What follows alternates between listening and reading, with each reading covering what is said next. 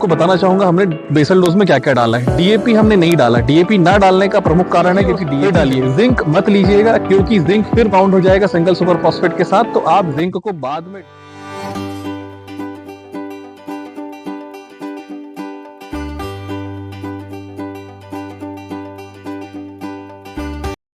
नमस्ते किसान साथियों, केसरी फार्म के इस नए वीडियो में आपका स्वागत है। आप मेरे पीछे देख पा रहे होंगे टमाटर का खेत। आइए हम टमाटर के बारे में कुछ बातें जानते हैं। सबसे पहले तो मैं आपको बता दूं, इस खेत में टमाटर के पहले हमने लिया है तरबूज। कम से कम 34 टन तरबूज लिया है। ये 1.5 एकड़ का रकबा है। उसके बाद हमने निकाला है इसमें गर्मियों में कुमड़ा, 17 टन कुमड़े का उत्पादन। इतनी सारी फसल निकालने के बाद जमीन में सबसे पहला काम हमने किया है 4 ट्रॉली मुर्गी की खाद, या फिर आप गोबर की खाद भी डाल सकते हैं। हमारे पास पोल्ट्री फार्म भी है, इसलिए हमने मुर्गी की खाद डाला है। आप देख सकते हैं कि ये बेड बारिश का टमाटर है, साहो वेराइटी है, इसलिए हमने इस बेड को 5 फीट की दूरी पर रखा है। बेड से बेड की दूरी 5 फीट है। इसमें 16/4-30 की ड्रिप लाइन डली है।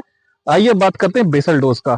मैं आपको जो बेसल डोज डालते हैं उसे डायरेक्ट मिट्टी में डाल के रोटावेटर मत कीजिए। बेड बनाइए, बेड के ऊपर डालिए। उससे ये होगा कि जो खरपतवार आपका बेसल डोज यूज नहीं करेगी।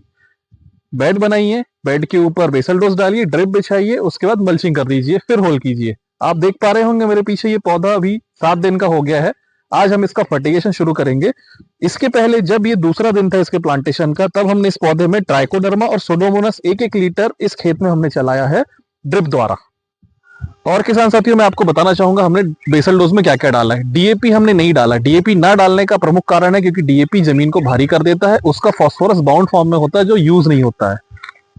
सबसे पहले तो 1.5 एकड़ के लिए लीजिए 6 बैग सिंगल सुपर फॉस्फेट। उसके बाद में माइक्रोराइजा, माइक्रो न्यूट्रिएंट्स, 1 बोरी पोटाश, और इसके साथ में इन सब चीजों को मिक्स कीजिए और फिर डालिए। जिंक मत लीजिएगा क्योंकि जिंक फिर बाउंड हो जाएगा सिंगल सुपर फॉस्फेट के साथ, तो आप जिंक को बाद में ड्रिप से ईडीटीए फॉर्म में चलाइए। बेसल डोज करने के बाद में फिर पौधे का प्लांटेशन करवाइए।